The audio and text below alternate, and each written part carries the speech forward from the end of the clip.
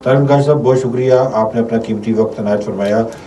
आप एक बड़े बाखबर और मुतहरक सहाफ़ी हैं, आज़ाद कश्मीर भर के हालात पर गहरी निगाह रखते हैं। क्या देखते हैं वो जो एक 9 जून से अवामी एक्शन कमेटी जो कलअदम करार दी गई है, एक यानी शटर डाउन पहिया जाम और इस तरह का एक सिलसिला आज़ाद में शुरू हुआ, अब किस हद तक वो चीज़ें नॉर्मल रूटीन में आना शुरू हुई हैं और अब तक की सूरत हाल क्या है?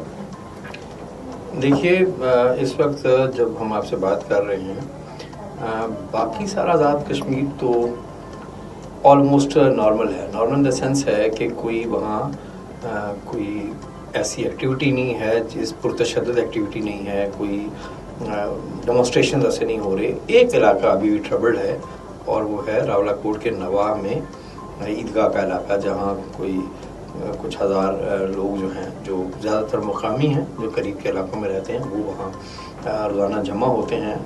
और की वजह से एक तासुर ये है कि जैसे पूरा आज़ाद कश्मीर किसी मुआसरे की कैफियत में है, या पूरा आज़ाद कश्मीर जो किसी हालत जंग में है, उस वजह से तासुर फैला हुआ है। बाकी तो ऑलमोस्ट हम यहाँ मुज़फ़्फ़राबाद में हैं, हालात नॉर्मल हैं। गो के कारोबार ज़िंदगी मुअत्तल है, तो उसकी कई वजूहात हो सकती हैं जिन पे बात हो सकती है, लेकिन वहाँ के हालात थोड़े से ख़राब हैं और मेरा ख़्याल है कि वो ग्रेजुअली उनमें बेहतरी आएगी, क्योंकि बहुत सी क़ुव्वतें जो है वो सरगर्म अमल भी हैं बेहतरी के लिए।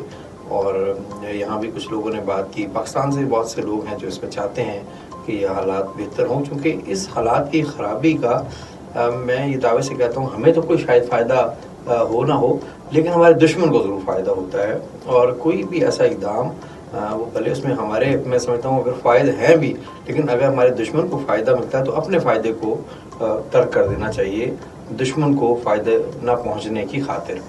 तो देखिए, फिंगर्स क्रॉस्ड, अल्लाह करे कि सैनिटी प्रिवेल कर जाए और लोग इस बात को समझें कि और मैं एक बात मैं पहले भी कह चुका हूँ, कई और फोरम्स पे कह चुका हूँ, यहाँ भी कहता हूँ कि इंसानी जान की हुर्मत बहुत ज़्यादा है। मैं समझता हूँ जिसने एक जान बचाई उसने सब पूरी तमाम जानें बचाई, और जिसने एक शख्स को कत्ल किया उसने जो सारी कायनात को कत्ल किया। तो ये इंसानी जान की हुर्मत किसी भी बड़े से बड़े मुतालबे से ज़्यादा है, किसी बड़े से बड़े गेन से भी ज़्यादा है। अगर आपने सब कुछ हासिल कर लिया जो आप कहते हैं, लेकिन आपने जो जान ज़ाया कर दी, क्या वो वापस आ सकेगी?